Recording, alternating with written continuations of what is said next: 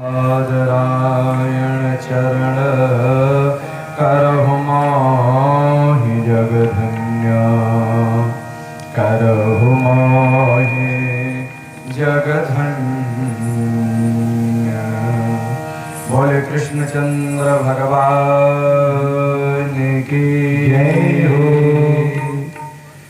परमपिता परमात्मा भगवान श्रीमन नारायण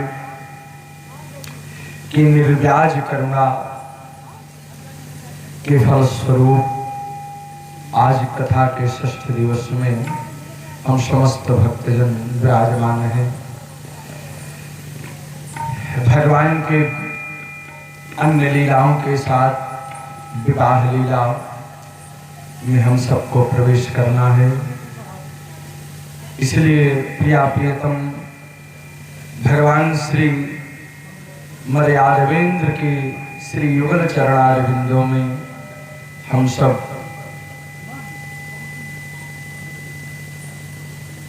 विश्राम करते हुए, चिंतन करते हुए अग्रिम यात्रा की तरफ बढ़ते हैं बड़े प्रेम से। एतावज्जन्म साफल्यम देहिनामि देहिषु प्राणैरर्थैर्धिया वाचा स्त्रिय एवाचरेत् सदा। संसार में प्राणी तो बहुत हैं, परंतु उनके जीवन की सफलता इतने में ही है कि जहां तक हो सके अपने धन से, विवेक विचार से, वाणी से, प्राणी से, प्राण से, कर्म से, धर्म से, चिंतन आदि से परोपकार की भावना रखते हुए भगवान की ओर चला जाए, इसी में कल्याण है। समस्त जनमानस के प्राणियों की एन केन प्रकारेण अपने मन वचन कर्म के द्वारा उनके कल्याण के विषय में सोचते हुए भगवान की भक्ति करते हुए आत्मलाभ प्राप्त करना चाहिए। इसलिए आइए प्रेम से भगवान की ओर। बोले कृष्णचंद्र भगवान की जय। जय श्री राधे। मेरे तो आधार श्यामा श्याम के चरणार बिंद, मेरे तो आधार श्याम, मेरे तो आधार श्यामा श्याम के चरणार बिंद, मेरे तो आधार श्यामा श्याम के चरणार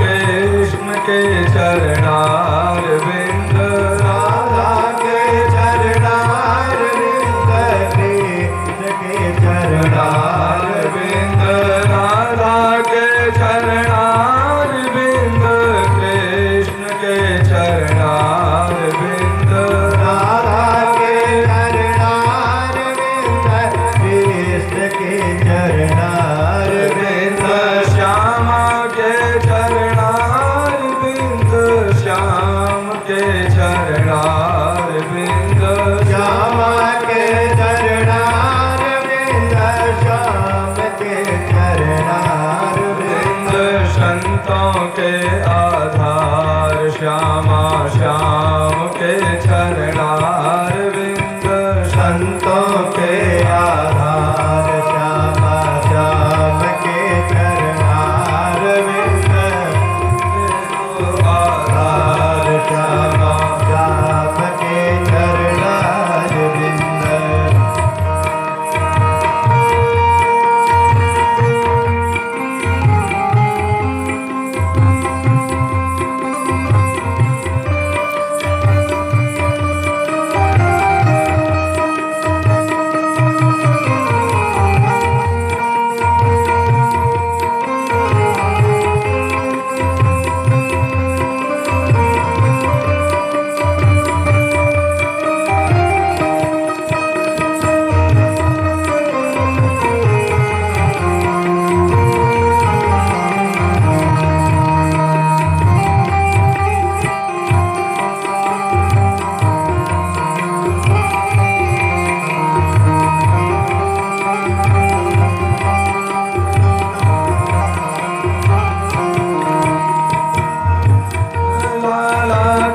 चरणार बिंद लाले के चरणार बिंद लाला के चरणार बिंद लाले के चरणार बिंद श्यामा के चरणार बिंद श्याम के चरणार बिंद श्यामा के चरणार बिंद श्याम के चरणार बिंद प्रिया के चरणार बिंद प्रियतम के चरणार बिंद प्रिया के चरणार बिंद प्रीतम के चरणार बिंद प्राणों के आधार श्यामा श्याम के चरणार बिंद प्राणों के आधार श्यामा श्याम के चरणार बिंद के आधार श्यामा श्याम के चरणार बिंद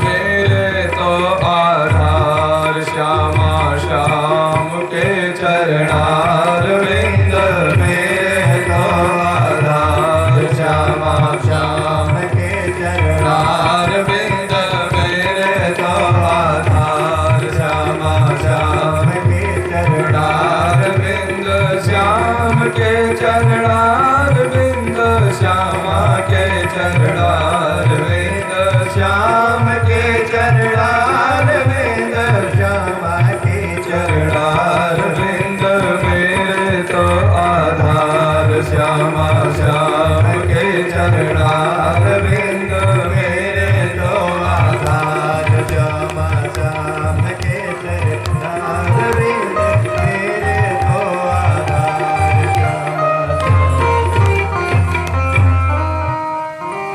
बोले कृष्णचंद्र भगवान की जय जय श्री राधे।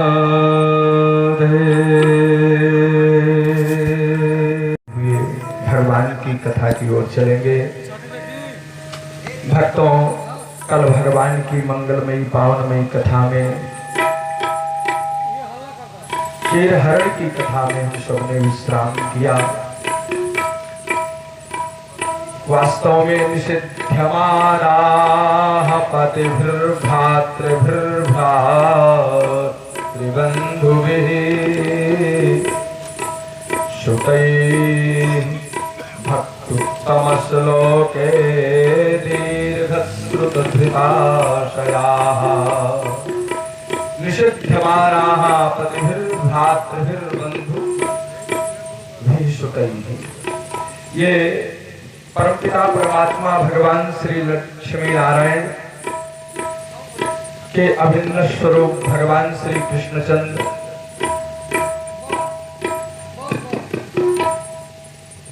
एक दिन गोचारण करते समय कुछ दूर, काफी दूर चले गए। बलराम भी साथ में विराजमान थे। उस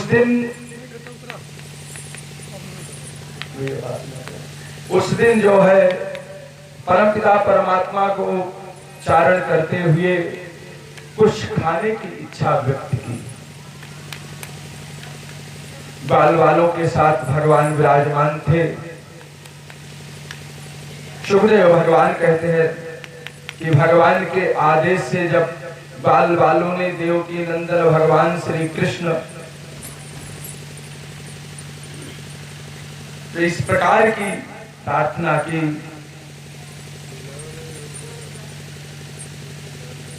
तब भगवान अनुग्रह करने के लिए सबको एक दिव्य सलाह दिया, एक आदेश प्रदान किया कि भूख तो मुझे भी लगी है, आवश्यकता है, आप सब अत्यंत भूखे हैं,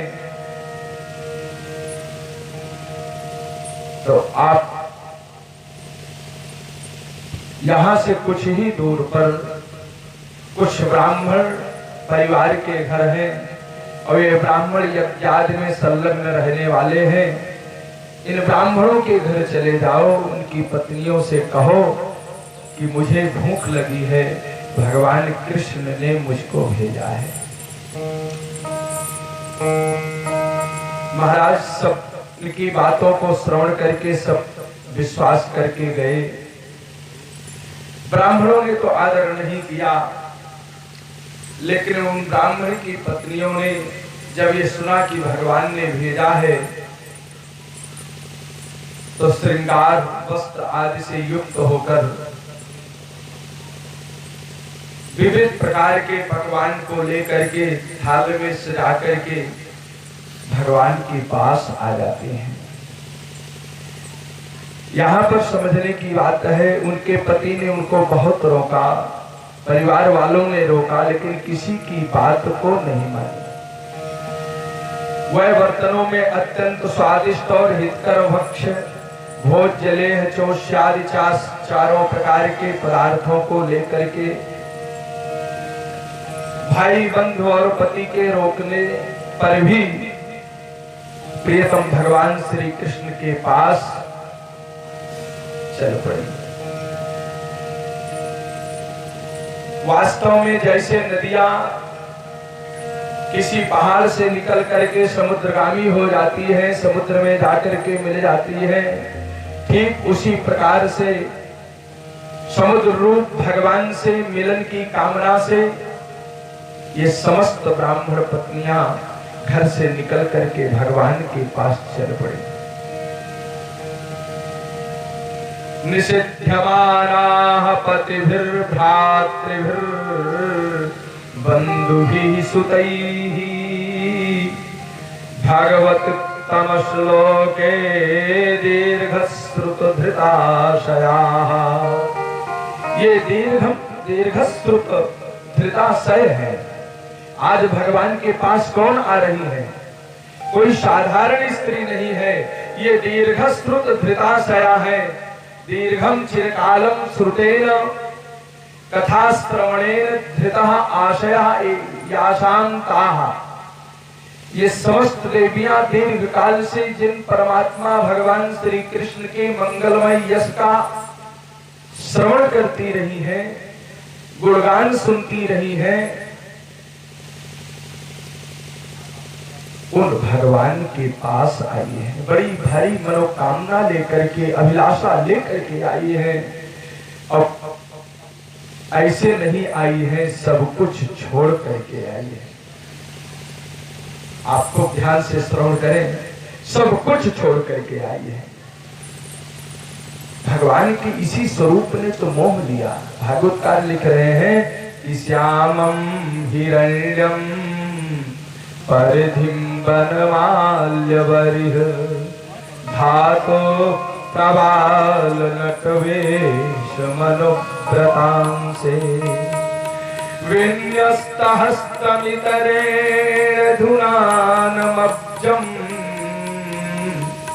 कर्णोत्पलालक कपोलकुमाब्जहासम्।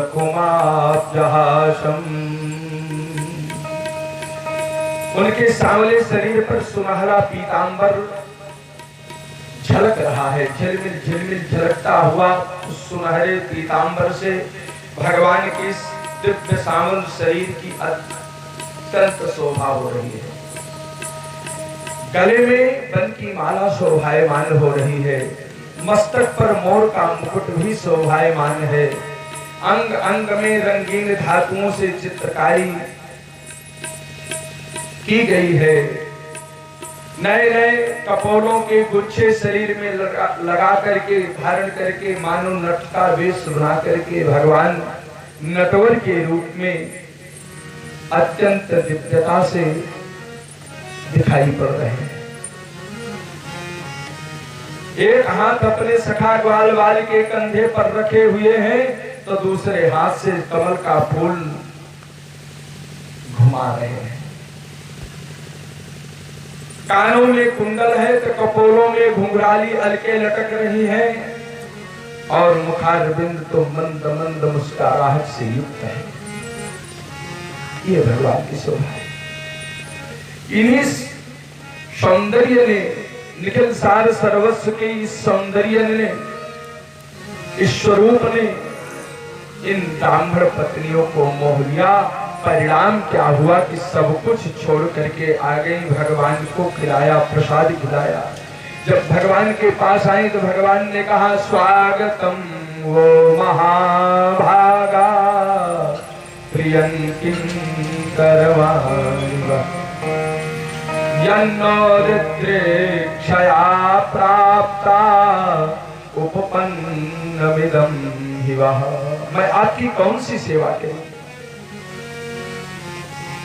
मैं आपकी कौन सी सेवा करूं? हे देवियों,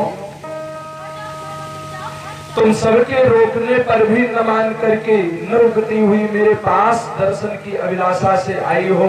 अब तो दर्शन हो गया, हम भी संतृप्त हो गए, हमारे बाल बाल भोजन भी कर लिए। अब तो तुम अपने स्थान को जा सकती हो। जो भगवान ने इतना कहा तो इनके ऊपर महाराज पहाड़ टूट पड़ा। ये तो देवियां कहने लगी, हे मेरे स्वामी, अब हमारे पति पुत्र माता पिता भाई बंधु और स्वजन संबंधी किसी प्रकार से हमको स्वीकार नहीं करेंगे। हे वीर शिरोमणि, हम सब कुछ न्यास करके आपके श्री चरणों में आई हूं। हमको किसी का सहारा नहीं है।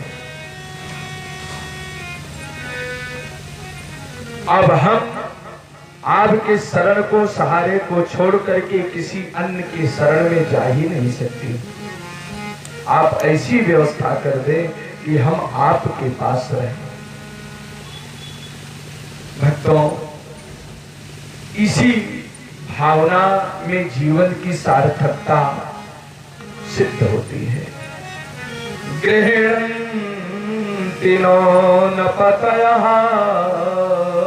पितरो सुतावा न भ्रातृबन्धु सुहृदः उत एव चान्ये तस्मात् भवत् प्रपदयोः पतितात्मनाम्नो नान्या भवेत् गतिररिन्दं तद् विधेहि। भगवान ने कहा, देवी आप सब कुछ छोड़ करके मेरे पास आई हैं, लेकिन मेरे शब्द को सुनो कि तुम्हारे पति पुत्र माता पिता भाई बंधु कोई भी तुम्हारा कभी तिरस्कार नहीं करेंगे। उनकी बात छोड़ दो, सारा संसार आज से तुम्हारा कीर्तन करेगा, तुम्हारा सम्मान करेगा। ये तो तुम्हारे सगे संबंधी हैं। जो सगे संबंधी नहीं है जो तुम्हें जानते नहीं हैं वो भी तुमको जान करके तुम्हारा सम्मान करेंगे। क्यों करेंगे? ये प्रश्न उठता है। क्या बात है? कहा इसलिए कि जो तुमने मेरा दर्शन कर लिया है, मेरी कृपा तुमको प्राप्त हो गई है, इसलिए अब तुम अपने आप घर जाओ और ये तुम्हारे पति तुम्हारा सम्मान करेंगे। पतयो नाभ्यसूयेरन् अपितृभ्रातृसुतादयः लोकाश्च वो मयोपेता देवा अप्यनुमन्वते। दोष दृष्टया न द्रक्ष्यन्ति सर्वे। आपके भाई पुत्र परिवार के जो सदस्य हैं आपसे द्वेष नहीं करेंगे, आपका सम्मान करेंगे। इस प्रकार से भगवान का आदेश लेकर के ये समस्त देवियां भगवान के पास चल पड़ी। भगवान के पास से घर की ओर चल पड़ी। तो चलती हुई देवियां जब घर पहुंची तो पति जो नाराज थे देख करके बड़ा सम्मान किया है, और जो भगवान से द्वेष करते थे आज वो भगवान की आराधना करने लगे। इति स्वाघमनुस्मृत्य कृष्णे ते कृत हेलना अविदृक्षवोऽप्यच्युतयो कंसाद्भीतान् चाचरन्। उन ब्राह्मणों ने भगवान श्री कृष्ण का घोर अपराध किया था, तिरस्कार किया था। अपनी अपराध स्मृति के कारण पश्चाताप तो बहुत किया, और मन में बलराम और कृष्ण के दर्शन की कामना होती हुई भी कंस के डर से वह भगवान के पास नहीं जा सके, और घर में ही भगवान का भजन करने लगे। ये भगवान की लीला है। भक्तों, इंद्र महाराज की जब पूजा नहीं हुई तो इंद्र महाराज ने इतनी तीव्र वर्षा करके मानव ब्रज को बहा देना चाहते हैं। भगवान ने रक्षा की। तस्मात् गवाम ब्राह्मणानां मद्रेश्चारम्भतां मखः स इंद्रयाग संभारास्तैर्यं साध्यतां मखः। गौओं ब्राह्मणों सबके सब की रक्षा के लिए परमपिता परमात्मा भगवान ने गिरिराज के पूजन की तैयारी करने लगे। इंद्रयाग के लिए जो सामग्रियां एकत्रित की गई थी, जिससे इंद्र महाराज के प्रसन्नता के लिए अनुष्ठान होता, भगवान ने उससे गिरिराज का पूजन किया। पच्यन्तां विविधाः पाकाः शूपान्ताः पायसादयः। अनेकों प्रकार के पकवान बने हैं। पकवानों में जैसे खीर है, जैसे हलवा है, पुआ है, पूड़ी आदि है। विभिन्न प्रकार के पकवान बनाए जाए। पूरे ब्रजमंडल में सारा दूध एकत्र कर लिया जाए। सारे दूध एकत्र हो गए। विभिन्न विभिन्न पकवान सब घरों में बनाए गए। फिर वह पकवान एकत्रित किए गए। वेद पाठी ब्राह्मणों के द्वारा विधि पूर्वक हवन करा करके, और उन ब्राह्मणों को ब्रजवासियों के द्वारा विविध प्रकार की गौएं, दक्षिणा, वस्त्र, आभूषण प्रदान किए गए।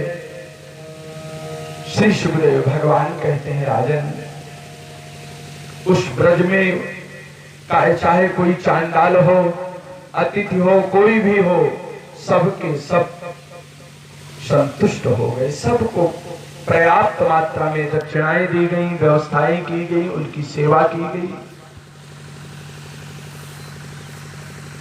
और इस प्रकार से ब्राह्मणों के संतुष्ट हो जाने पर, अतिथियों के संतुष्ट हो जाने पर समस्त व्यवस्थाओं के साथ समर्पण पूर्वक भगवान कृष्ण के आदेश से गिरिराज भगवान का दिव्य पूजन हुआ।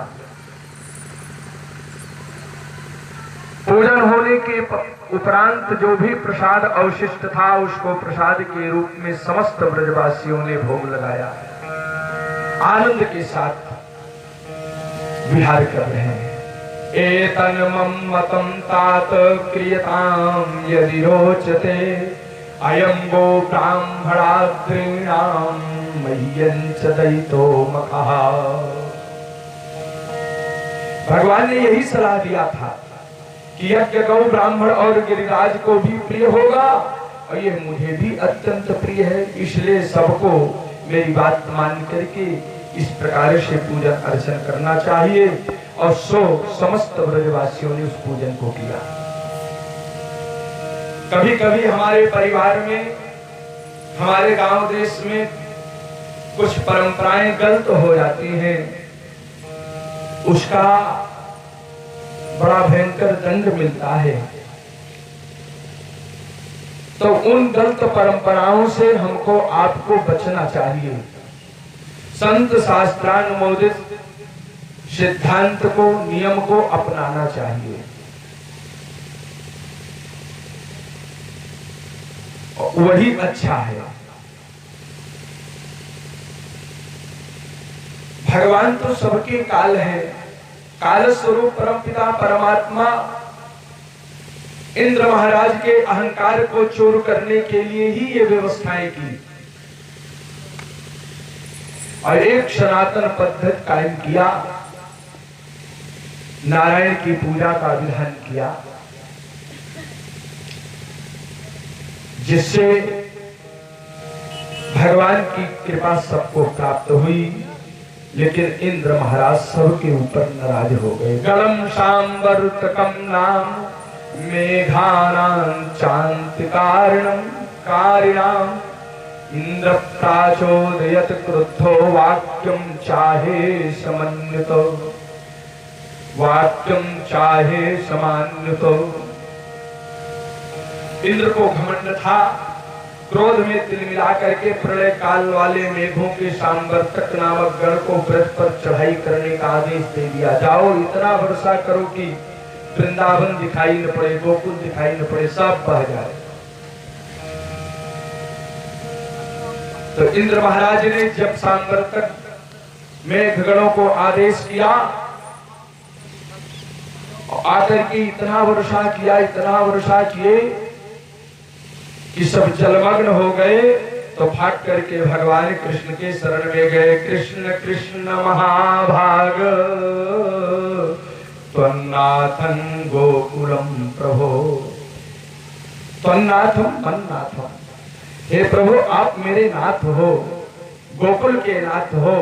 अत्रात्मर्हसि देवान् कुपितात भक्तवत्सल। हे भक्तवत्सल न अस्माकं, आप हमारी देवराज इंद्र की क्रोध से रक्षा करें, हम आपके श्री चरणों में प्रणाम कर रहे हैं। भगवान ने कहा चिंता मत करिए। सबको बुलाया, एक और बुलाया, सबको लेकर के महाराज गोवर्धन भगवान के पास चले गए। कर कि इत्युक्त्वैकेन हस्तेन कृत्वा गोवर्धनाचलम्। भगवान एक हाथ से और वो भी एक उंगली पर गोवर्धन पर्वत को धारण कर लिया। दधार लीलया कृष्ण छत्राकुनि बालका। एक छाते की तरह जैसे कोई साधारण बच्चा उठा ले, उसी प्रकार से भगवान ने उसको जो है धारण कर लिया। 7 दिन धारण किए थे, माए पानी बरसते रहे, एक भी बूंदे जो है नहीं पड़ी। भगवान ने सुदर्शन को आदेश ऊपर दे दिया। इधर भगवान गोवर्धन धारण किए, ऊपर से सुदर्शन भगवान, जितना पानी बरसता है सब भगवान सुदर्शन उसको पी जाते हैं, जला देते हैं। श्री सुखदेव भगवान कहते हैं राजन अपूर्व आनंद की अनुभूति। अंततः भगवान की इस महामहिम महिमा का ज्ञान जब इंद्र महाराज को हुआ तो इंद्र महाराज आकर के भगवान के श्री चरणों में साष्टांग प्रणिपात किया। इंद्र के प्रसन्न चित्त हो जाने पर, चले जाने पर भगवान ने सबकी रक्षा करने वाले जो भगवान है, कृष्ण है, यथावत उस गिरिराज पर्वत को वहीं स्थापित कर दिया। भगवान पितंशैलम स्वस्थाने पूर्ववत प्रभु और पश्चान सर्वभूतानां स्थापयामास लीलया। भगवान ने यथास्थान उसको स्थापित कर दिया। आनंद बाबा इस प्रभाव को देख करके कृष्ण भगवान की बड़ाई करने लगे, उनके विषय में बातें करते कि ये तो भगवान के अवतार है, या विविध लीलाओं का वर्णन करते और यही कहते कि जिस समय अपना यज्ञ भंग हो जाने के उपरांत इंद्र क्रोध के से संरक्त नेत्र वाले हो चुके थे, मूसलाधार वर्षा करने लग गए थे। उस समय मानव वज्रपात, ओलों की बौछार, प्रचंड आंधी से त्रस्त स्त्री, पशु पक्षी, बाल बाल समस्त ब्रजवासी, गौ ब्राह्मण भय विह्वल होकर के, व्याकुल होकर के भगवान श्री कृष्ण के शरण में गए और उन्होंने मुस्कुराते हुए गोवर्धन पर्वत को धारण कर लिया।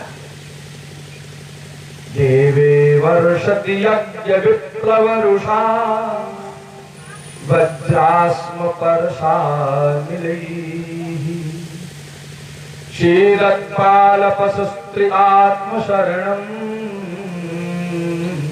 दृष्ट्वानुकम्पितमयन् उत्पात्यैककरेण शैलमवलोलीलोच्छिलीन्द्रं यथा बिभ्रदगोष्ठमपान् महेन्द्रमदभित् प्रियान् इन्द्रो गवाम्।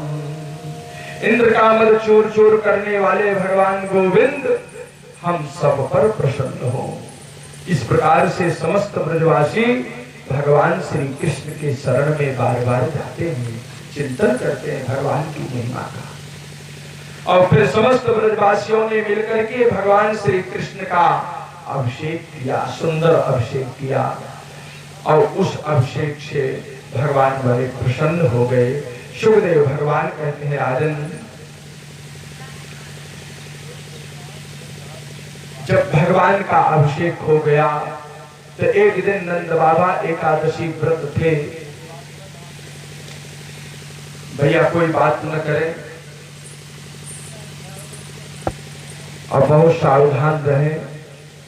जब 15-20 मिनट हो गया, अभी हम व्यवस्थित चित्त नहीं हो पाए, इसलिए थोड़ा अपने फोन को आप साइलेंट रखें, हमारे तक आवाज न पहुंचे, मैं सबसे प्रार्थना कर रहा हूं। इसलिए भगवान के बाबा श्रीनंद जी महाराज एक दिन एकादशी व्रत थे। प्रातः काल